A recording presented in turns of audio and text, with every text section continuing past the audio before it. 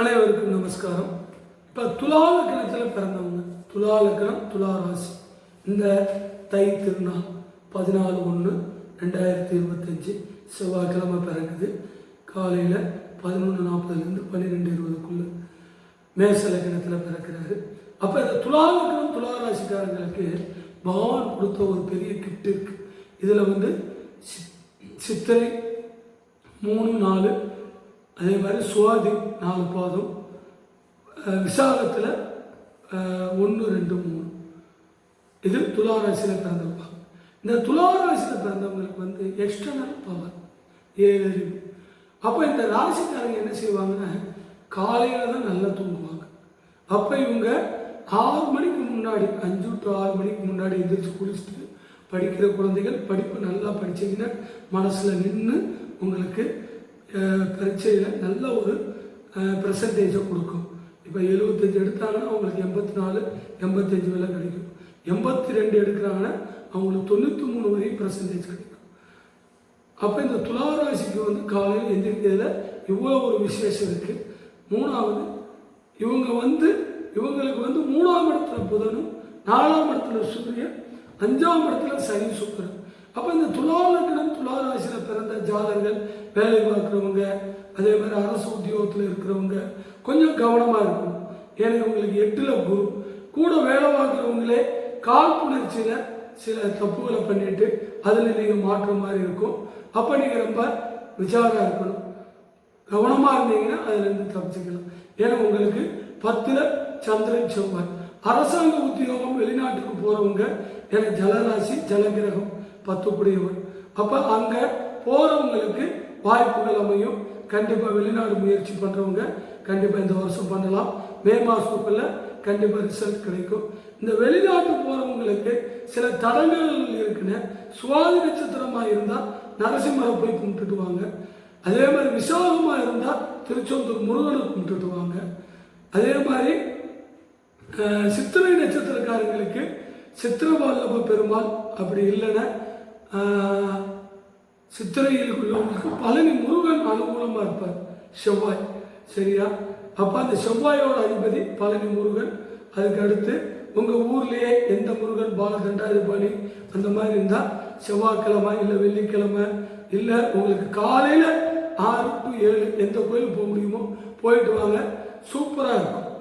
7ஆம் இடத்துக்குரிய செவ்வாய் 10ல் நீசம். அப்போ 7ஆம் இடங்கிறது கணவன் மனைவி கலஸ்திரஸ்தானம்.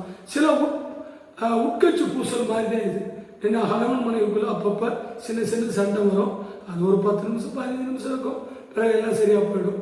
இதில் ஒரு முக்கியமான விஷயம், இந்த திருமண விஷயம். இப்போ இந்த ராசியை பார்க்கும்போது சொல்ல நினைக்கும் போது சில விஷயங்கள் என் மனசில் படுது. பொதுவாக இந்த 4ஆம் தேதி, 13ஆம் தேதி, 22ஆம் தேதி, 31ஆம் தேதி இதில் கல்யாணம் முடித்தவங்க கண்டிப்பாக சில தொந்தரவுகள், சில பிரச்சனைகள் வர்ற மாதிரி இருந்தால் என்ன கான்டாக்ட் பண்ணலாம். உங்கள் ஜாதகத்தை அனுப்பி அதுக்குண்டான பலன்களை கேட்டு நிவர்த்தி செஞ்சுக்கலாம். இல்லையா மாற்றுத்தாலிம்பாங்க, ஒரு சின்ன ஒரு பொட்டுத்தாலி மாதிரி வாங்கி அதை உங்கள் ஜோசியர்கள் உங்களுக்கு பரம்பரையாக சொல்லிட்டு வர்றவங்க அந்த மாதிரி அவங்களுக்கு தெரியாவிட்டாலும் சரி, ஏன்னா எல்லாரும் தெரிஞ்சுக்கிடுவாங்கன்னு கண்டிப்பாக சொல்ல முடியாது. நான் கற்றுக்கிட்டதே 10% தான் இன்னைக்கு வரைக்கும் நினச்சிட்டு இருக்கேன்.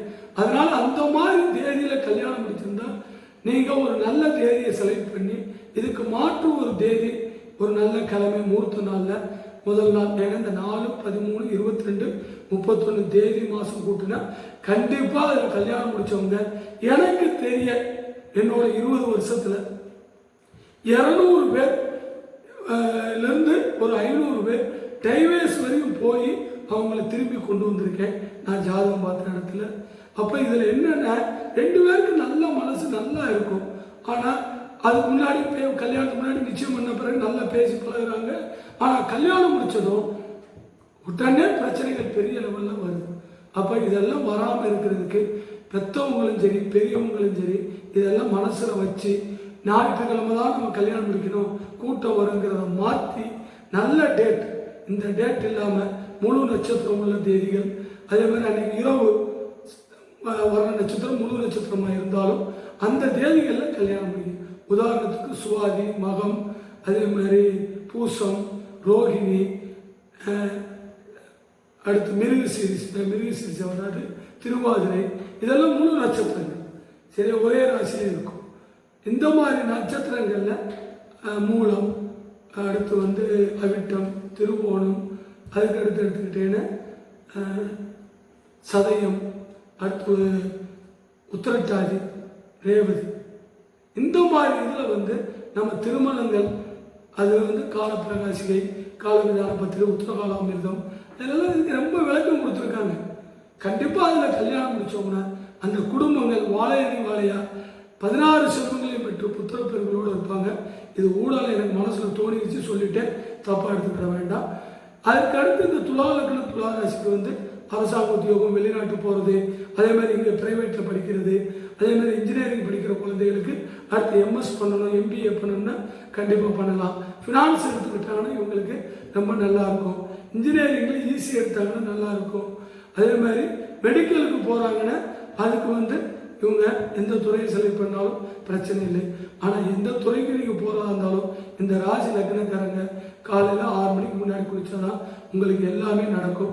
நோய் நொடிகள் அப்படின்னு எடுக்கும்போது 8ல் குரு இப்போ கோச்சாரத்தில் இருக்கிறதுனால தை மாதத்தில் வயிறு சம்பந்தப்பட்ட நோய்கள், அசிடிட்டி, அல்சர், கேஸ்ட்ரிக், அதே மாதிரி சில லேடிஸுக்கு கர்ப்பப்பை கோளாறுகள் வர்றதுக்கு வாய்ப்பு உண்டு. இவங்கெல்லாம் அது தக்கன உணவு முறைகளை மாற்றி உங்களோட உடல்நிலைகளை பாதுகாத்து கொள்ளுங்க. கண்டிப்பாக உங்களோட ஜாதகங்கள் இருந்து தான் நம்ம முழு பலன்கள் சொல்ல முடியும். இதில் தை மாதத்தில் கிரக நிலையில் வச்சு சொல்லியிருக்கேன். இந்த ராசிக்கு இதில் ஒவ்வொருத்தருக்கும் மாறுபாடு கருத்துக்கள் இருக்கும், மாறுபட்ட கிரக நிலைகள் அமைப்பு இருக்கும். அதனால் அதெல்லாம் பார்த்து உங்கள் ஜோதிடர்கள் உங்களுக்கு பரிச்சயமானவங்ககிட்ட கேட்டுக்கோங்க. அது இல்லாதவங்க என்னை கான்டாக்ட் பண்ணலாம். வாழ்க வளமுடன்.